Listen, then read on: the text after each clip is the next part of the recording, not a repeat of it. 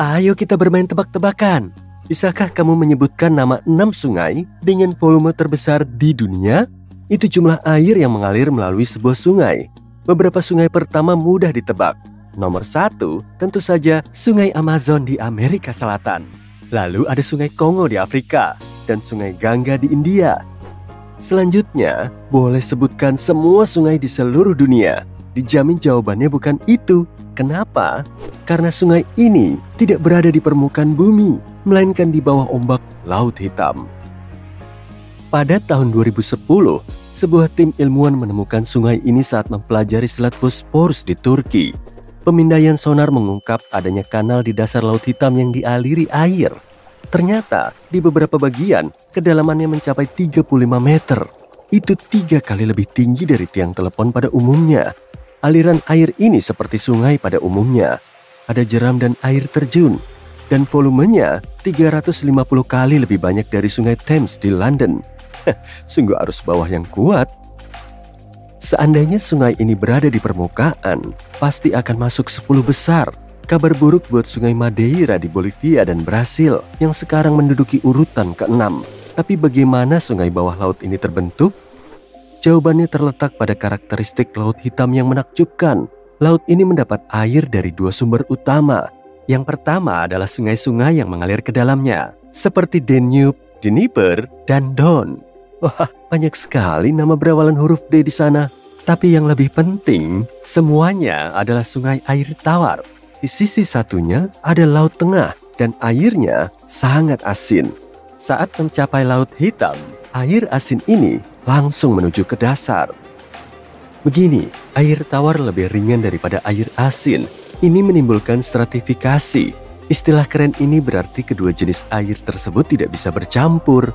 Air asin memiliki densitas lebih tinggi, sehingga akan langsung mengalir ke dasar. Kalau ingin tahu cara kerjanya, kamu bisa melakukan eksperimen di rumah. Tuangkan air mineral ke dalam satu gelas dan air asin ke dalam gelas lainnya. Kamu bisa menggunakan garam dapur. Lalu, letakkan sebuah anggur di setiap gelas. Anggur akan langsung tenggelam ke dasar gelas berisi air tawar. Sedangkan pada gelas berisi air asin, anggur akan tetap mengapung. Hal yang sama juga terjadi di dalam Laut Hitam. Tapi ada sisi lain dari fenomena ini. Lapisan air bagian atas kaya akan oksigen. Ini berarti bisa mendukung kehidupan. Tapi lapisan bawahnya bersifat anoksik. Ya, kamu pasti sudah bisa menebaknya. Ini berarti tidak ada oksigen di dasarnya. Tapi ini bukan hal buruk. Karena karakteristik Laut Hitam ini, bangkai kapal bisa bertahan selama berabad-abad. Oksigen menguraikan kayu. Dan dari bahan apa orang-orang zaman dulu membuat kapal mereka? Ya benar, kayu. Baru-baru ini, di tahun 2018, para ilmuwan menemukan bangkai kapal Yunani tertua di bumi. Kapal dagang itu tergeletak di kedalaman lebih dari 1,6 km di dasar laut. Para ahli memperkirakan kapal itu berusia 2.400 tahun. Bangkai kapal ini sangat berharga bagi para sejarawan untuk mempelajari semua elemen konstruksi kapal kuno. Dari tiang layar hingga bangku dayung, semuanya masih utuh. Bangkai kapal itu berada sekitar 80,5 km di lepas pantai Bulgaria, tapi belum ada yang pernah melihatnya secara langsung. Para peneliti mengirim ROV atau robot bawah air untuk merekam reruntuhan kapal tersebut. Mustahil bagi penyelam untuk turun ke sana. Tapi Laut Hitam tidak terlalu luas di peta. Mungkinkah sedalam itu? Ya, jauh lebih dalam dari perkiraan orang-orang.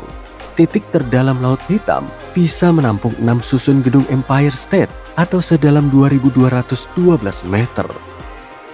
Laut pedalaman ini bukan satu-satunya tempat di bumi di mana para peneliti menemukan bangkai kapal dan sungai bawah laut. Salah satu kanal terbesar yang membentang di sepanjang dasar lautan terletak di lepas pantai Amerika Selatan. Kanal ini mengalir dari muara Sungai Amazon hingga Samudera Atlantik. Mempelajari sungai bawah laut bukanlah hal yang mudah. Kedalaman dan arus yang kuat membuatnya mustahil untuk mengirim penyelam. Bahkan peralatan untuk penelitian bawah air harus kokoh. Jika tidak, arus akan menghanyutkannya. Itulah sebabnya sungai bawah laut di Laut Hitam sangat ideal untuk dijelajahi oleh para ilmuwan. Samudra dan lautan bumi sangat ganas. Tapi untungnya ada tempat-tempat di mana penyelam bisa mengagumi sungai bawah laut. Pernah dengar tentang cenote? Kedengarannya seperti bahasa Spanyol ya. Memang benar, cenote adalah gua bawah tanah.